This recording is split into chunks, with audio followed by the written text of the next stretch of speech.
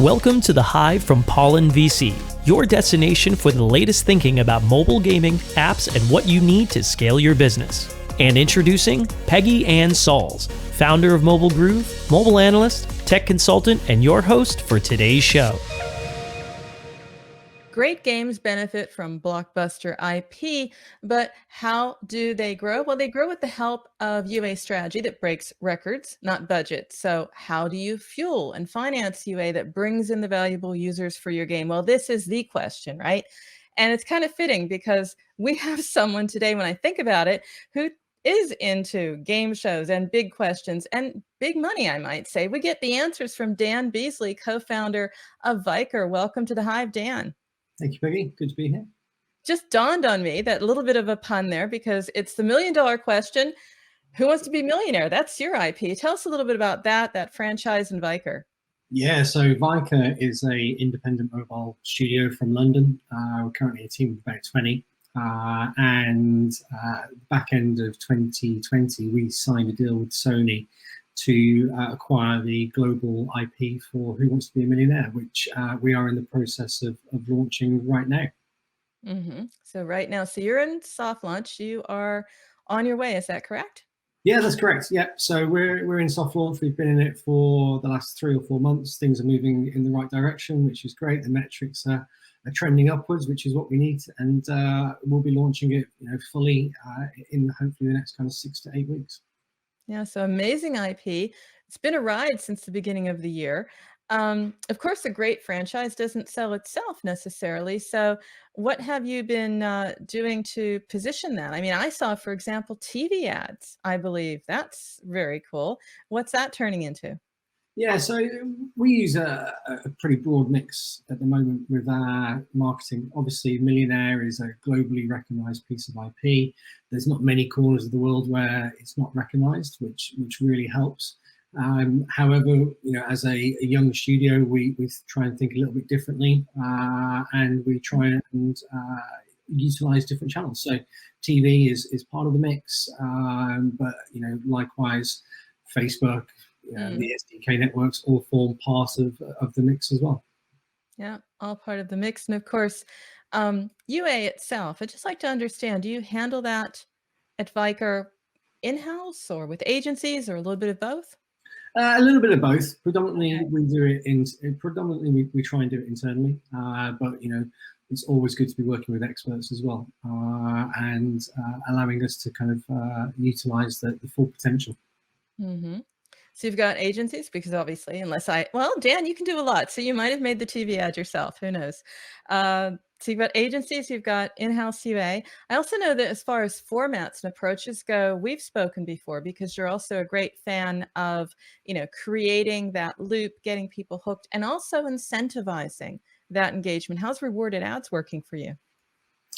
Yeah, so rewarded ads are a big part of what we do. The actual core loop of the game allows people to come in and test their knowledge and potentially win real cash prizes, just like you would if you were sitting in the hot seat on the TV show itself. So, formats like rewarded videos, where you've got that little bit of extra time and space to communicate what the kind of core hooks are, work really well for us. Now, that's an impressive strategy. I'm excited about it. I'll be writing about it more. But of course, great strategies. You still need to fuel and finance that growth. There are a lot of options available, but there are a few that are better than others. And since you are who you are, Dan, in the industry, I'd love to just do a SWOT analysis with you to understand, what are some of those options? I mean, from the lowly go to the credit card option to something more sophisticated. I mean, that's where we started. I remember the days. Well, yeah, that's when they all start. That's where we started. I remember those days where we launched a game and we saw some very encouraging early metrics, and we put personal credit cards, myself and Ben, my co-founder, we had our Amex against our Facebook account, and very quickly you start kind of burning through that credit limit, and it gets a little bit hairy at that point. So you start to grow up, and then you kind of build out the credit lines with the usual suspects, and Viker in particular, we've been backed by initial capital in the first round. We raised a decent amount of cash to kind of get us going, but raising money for marketing, is not necessarily the best use of founders' equity. No. So as we kind of move through the journey, we started to look at different facilities that are out there, of which there are many. Maybe just one or two. We nailed the credit card. If you're a startup, maybe that's what you need to do, and maybe not, because you landed at your decision, raising debt versus raising equity. What swayed you there? What made that decision for you? Well, I mean, we had already done an equity raise, and we were kind of faced with a conundrum, I guess, of raising more money, of which a large chunk would probably be used towards user acquisition. However, that is quite a dilutive route for founders. So we started to look at the market, and Pollen, and it is probably one of the best players out there at the moment, and we've been working with those guys for the last couple of years, and it's really helped fuel our growth and remain largely in control of the cap table. So you've been working with Pollen for about 2 years now. What is it that made that decision so important for you? I mean, you chose them over other debt finance options. You've obviously looked at other options in the industry, and you looked at them, and that's 2 years in running. What nailed it for you? We looked at all of the different options on the table at that point, and I think there are a number of different factors that worked in Pollen's favour why we wanted to work with them. I think their general understanding of the industry and the category that we are playing in really helps. They get it, that they're not just money men. They've got a really good kind of feel for mobile gaming, which I think is important. And we didn't necessarily get that feel from others at the table at that point. And they're quite progressive, in the way that they think, the products that they've got. And ultimately they're good guys. They're very easy to work with, and I like to work with people that are good people. I like to interview people who are good people, Dan. So that's how we're having fun here. I just want to step back with how they sit with each other, raising debt versus raising equity, not just within Viker, because you've made your decision, but you're also in the industry. What are you hearing out there? One is just really better for your business than the other. So tell me about that decision process and how you arrived at it.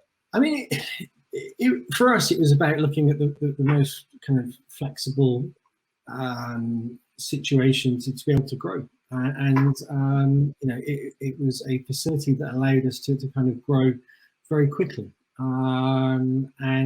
It made complete sense for us to do it. And I think working with the board as well, our board in particular, were really supportive of it, because it, potentially it does remove the need to kind of keep going back out and doing more equity rounds and everybody becoming diluted. So, for us, and when I talk to people about the facility that we have in place, it's a real positive.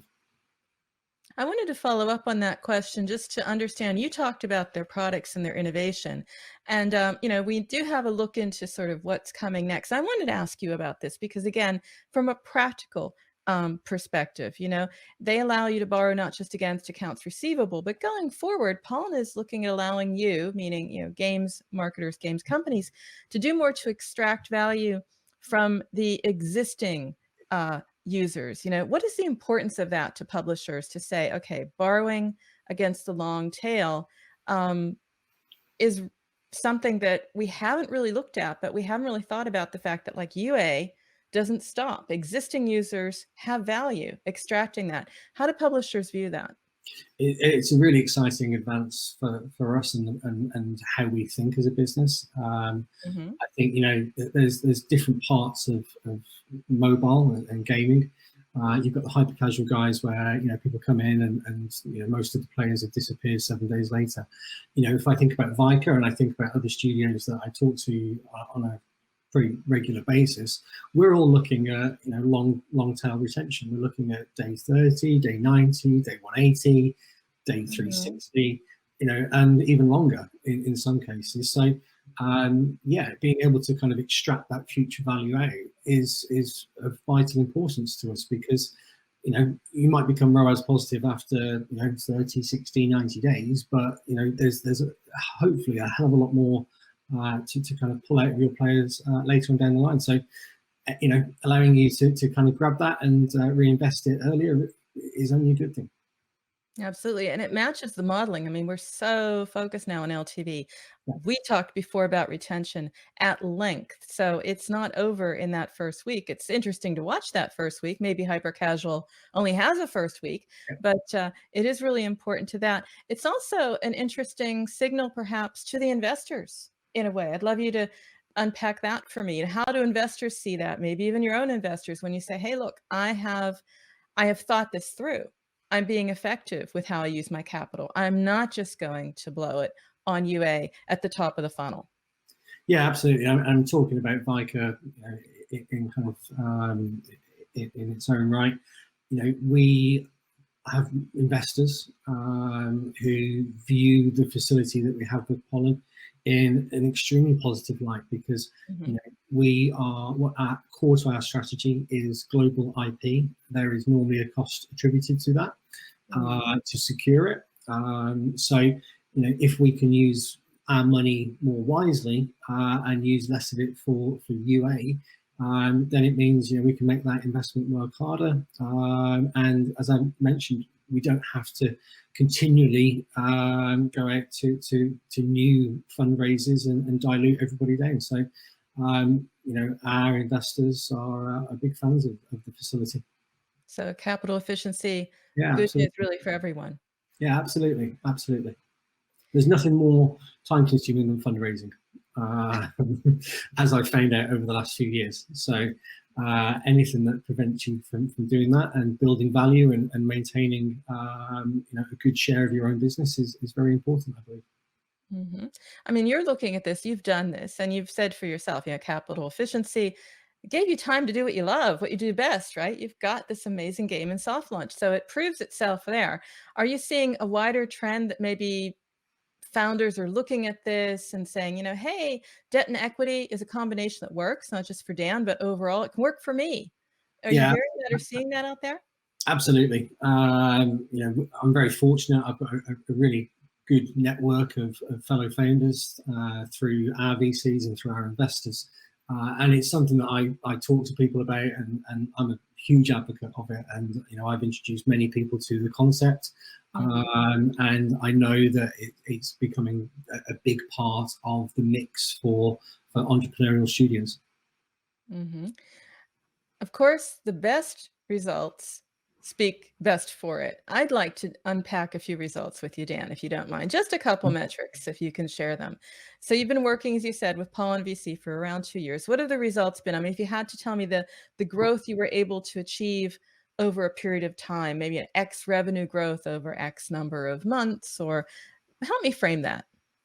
Yeah, it's a really good question, and without giving you kind of precise numbers, okay. That's okay, Dan. We're still friends. Happy to share, how it's helped fuel the studio. If I look at 2020 as a kind of complete year now, that month-on-month growth was in excess of 35%, and having that facility just really helped us deploy and capture that kind of growth. That is significant. I mean, I am not a gaming marketer or own the games. I write about them, an analyst. That sounds high. Is that high? That's not the industry average by any means. Even in a gaming explosion with a pandemic, I don't know, 35%? Sounds solid. We were very happy with it. Yeah, it sounds very solid indeed. So we're talking about what you have achieved. Let's shift to the future a little bit. I won't have you necessarily share what you're aiming for, but you could share a little bit about what's next for you in the studio. I mean, we know you're in soft launch. Maybe give an idea of a few milestones you're looking forward to, a couple stretch goals you think you're going to reach. Yeah, I mean, Viker is a very ambitious studio, and we're set and focused on becoming the category leaders in trivia. That's what the kind of studio is aspiring to do. We want to do that over the next 24 months. Millionaire is obviously a big step in that direction. We've got some really exciting global IP that we are at heads of terms with right now, which I can't wait to share with you going forward. It's their household names, and one in particular, it will be its first venture onto mobile, and I think it could be a global smash. So yeah, we're fully focused, and owning trivia is where we're heading. Owning trivia, I like that, Dan. Owning that space. And trivia, we know, right? Everything's changed. Everything's coming back again. We're going from lockdown to reopening. But that habit that we formed for a year and a half of sort of like enjoying simple pleasures, as I'll put it, trivia is fun. Everyone can do it. Probably even brought in a few new audiences for you as well. It's not always the gaming demographic. Yeah, absolutely. It's really interesting when you look at our audience.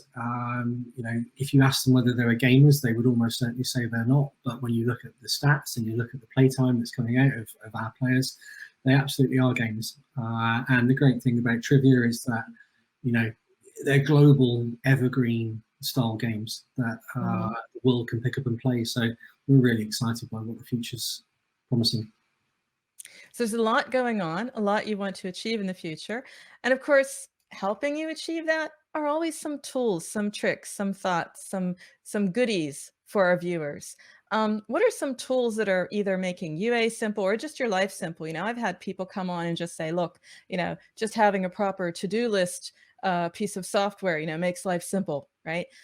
What is it that you would say are the tools that you're relying on to build to this success? You don't necessarily have to tell me about your ad tech partners, although if you do, share a few names. I wouldn't say no.